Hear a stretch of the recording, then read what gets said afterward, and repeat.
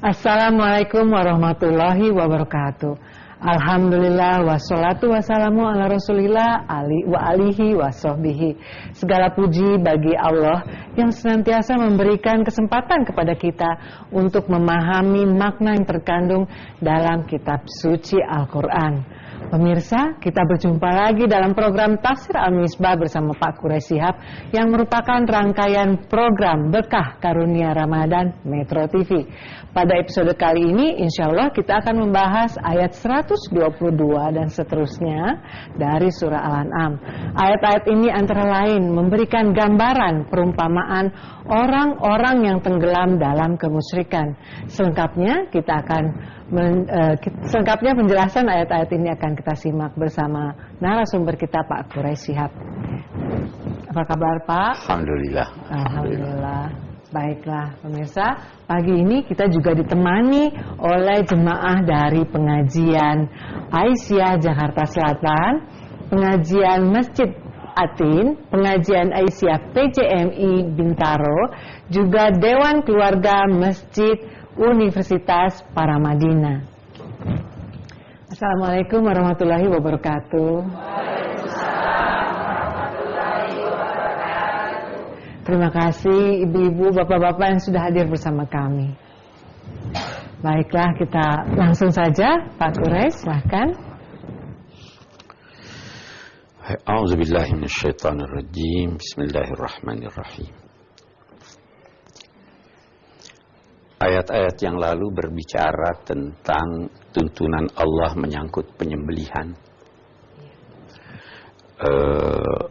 menyangkut makanan, menyangkut upaya-upaya dari setan manusia dan jin yang ingin menjerumuskan manusia.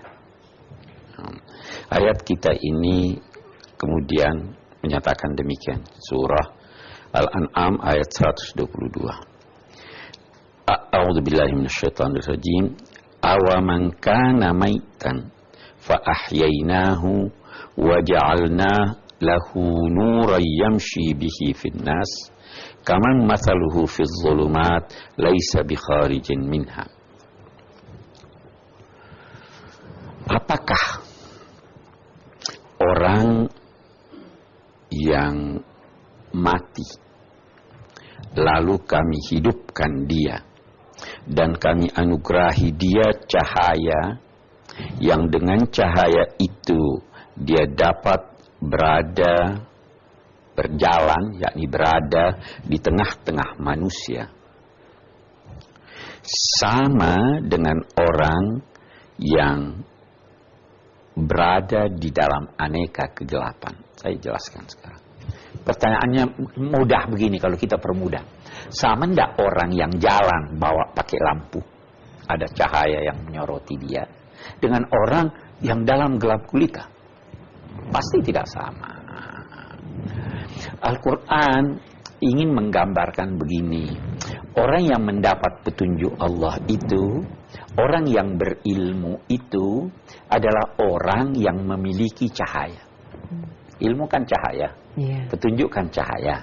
Nah, samakah orang yang berilmu, samakah orang yang mendapat petunjuk Allah dengan orang yang tidak berilmu, yang tidak mendapat petunjuk Allah? Pasti tidak sama.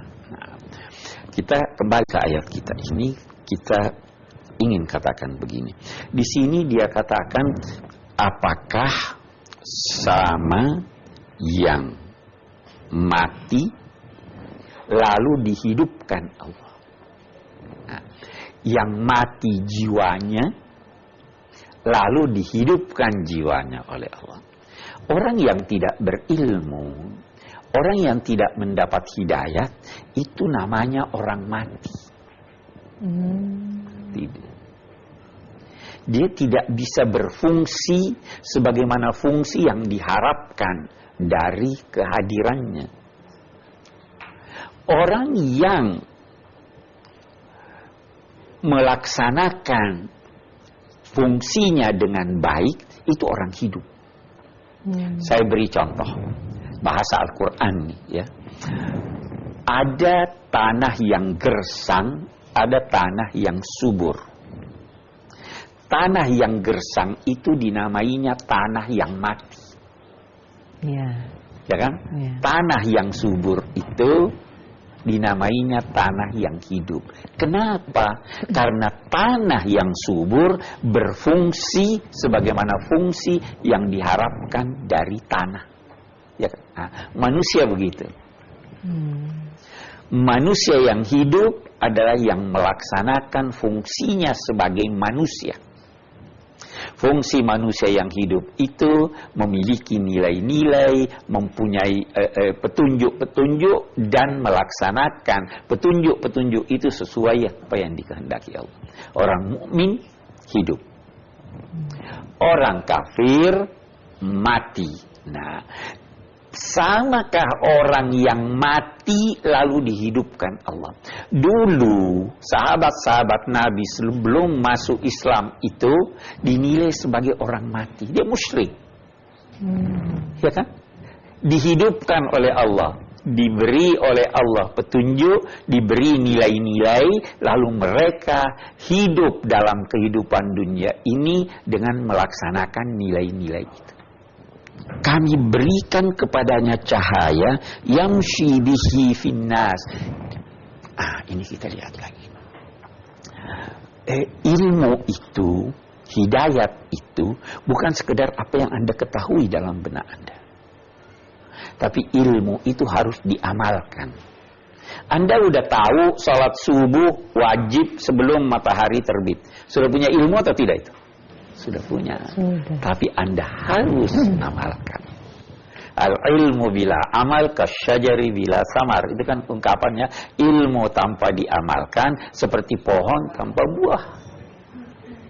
Nah, orang ini dia sudah dapat petunjuk dari Allah, dia mendapat cahaya ilmu dan petunjuk itu yang dengannya dia berjalan di permukaan bumi ini. Ilmunya menuntun dia. Itu yang dimaksudnya.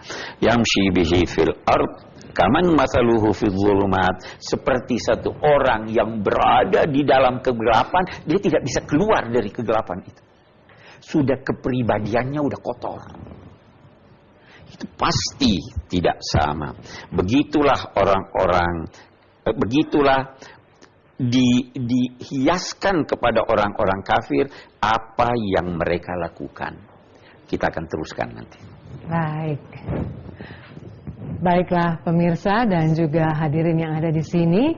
Sebelum kita mendengarkan lebih jauh lagi, kita akan jeda dulu sejenak.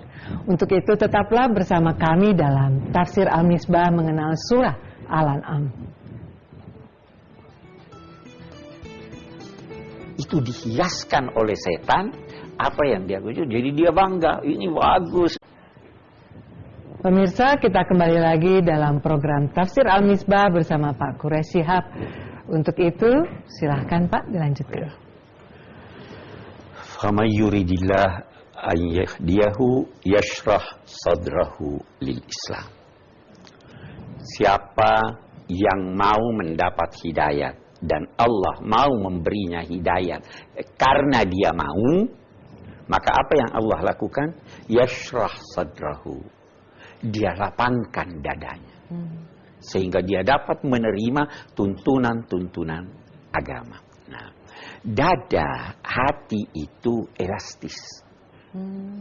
Dia bisa membesar. Semakin banyak yang dicurahkan Allah, semakin lebar dada. Orang yang menutup dirinya tetap aja sempit dadanya. Nah, orang yang dilebarkan dadanya, diperdalam kalbunya, itu menampung banyak kebaikan. Ya kan? Karena dadanya luas. Dan kalau ada sesuatu yang buruk yang dia dengar, itu tidak berbekas di hatinya. Oh, begitu. Nah, saya beri contoh. Melempar batu ke kolam, bunyi enggak? Bunyi. Melempar batu ke laut, lama baru sampai ke dasarnya, boleh jadi udah hilang. Itu dada begitu. Yashrah sadrahu lil iman, dia lapangkan dadanya. Kalau saya suruh, kita lihat, saya suruh seorang anak yang malas, tolong ambilkan saya gelas itu. Bisa jadi dia malas. Waduh capek, ya kan? Itu dadanya sempit. Kalau ibu, kita balik nih, ibu ada anaknya menangis, ada susu di belakang di tengah malam, dia pergi enggak? Pergi. Dengan senang hati. Dengan senang hati. Kenapa? Dadanya lapang. Ada orang-orang, kita ambil contoh dari ada misalnya salat tahajud. Ada orang merasa, waduh berat sekali itu bangun. Iya kan? Ada orang enak aja dia bangun. Itu antara lain makna Tuhan melapangkan dadanya sehingga menjadi mudah dia melaksanakan apa yang sulit. Sebaliknya yang disempitkan menjadi sulit dia melaksanakan apa yang sebenarnya mudah. Itu yang penting Anda mau dulu. Tuhan janji. Wa may yurid ayyudillahu, dan siapa yang Allah kehendaki untuk membiarkannya terus dalam kesesatannya, apa? Dadanya menjadi sempit dan sesak. Sesak dadanya, sempit. Baru dia beri contoh. Ka'annama yas'adu fis sama. Seakan-akan dia naik di langit. Dia tidak katakan dia naik ke langit. Dia naik di langit. Satu hal dulu. Ini ayat mukjizat. Seakan-akan ya Pak. Ya, seakan-akan seperti seorang yang naik di langit. Saya jelaskan. Nabi Muhammad tidak pernah naik ke atas. Ya. Gunung di Mekah pun rendah-rendah. Ya. Tetapi dari mana beliau tahu bahwa orang yang naik ke angkasa sesak nafas? Ini Allah yang memberitahu. Itu sebabnya harus ada oksigen, ya kan?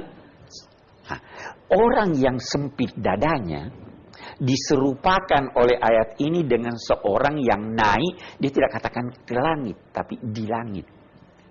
Dia sudah berada di langit, jadi terus sesak nafasnya. Dia mau naik, tidak bisa naik. Kalau dia berkata dia naik